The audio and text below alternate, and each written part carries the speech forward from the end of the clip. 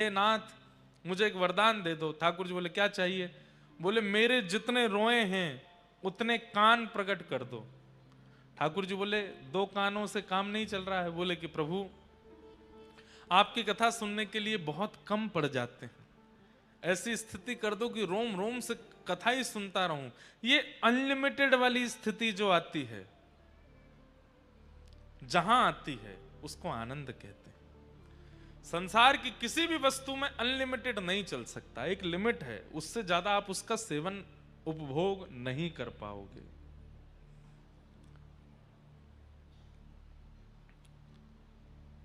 हमारे वृंदावन में श्री राधा वल्लभ लाल जी को जिन्होंने प्रकट किया, ऐसे श्री हितवंश महाप्रभु, उनके एक परम भक्त थे, उनका नाम था श्री नाहर मल जी। महाप्रभु जी के वृंदावन प्रस्थान के बाद महाप्रभु जी, श्री हितवंश महाप्रभु देवबंद में विराजते थे, वृंदावन से थोड़ी दूरी पर है। वहां से राधा वल्लभ लाल जी को चित्तावल से लेकर के आप वृंदावन विराज गए, फिर अखंड वृंदावन में ही रहने लगे।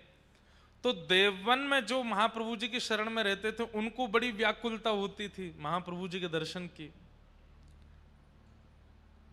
और उनमें से एक थे श्री नाहरमल जी। उनके चरित्र में आता है कि नाहरमल जी 32-35 वर्ष तक तो रहे देवबन में ही, और वहां केवल व्याकुल हृदय से याद ही करते रहे। क्यों? किसके दर्शन की अभिलाषा? महाप्रभु जी को देखना है। 32 वर्ष की अवस्था में अपना सब कुछ होते हुए भी सब छोड़ छाड़ करके वृंदावन आ गए।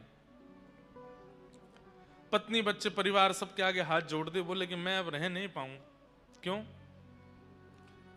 बच्चों को देख के तो सबको सुख मिलता है, परिवार को देख के तो सबको सुख मिलता है, पर सजल श्याम घन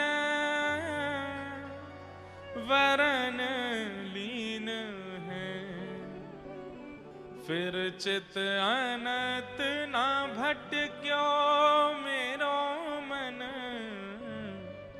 गिरधर छवि पे अटक्यो।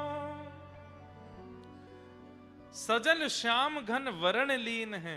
अभी कोटा में भी शायद परसों तरसों में ये बात कह रहा था, आपने ठाकुर जी को पकड़ा,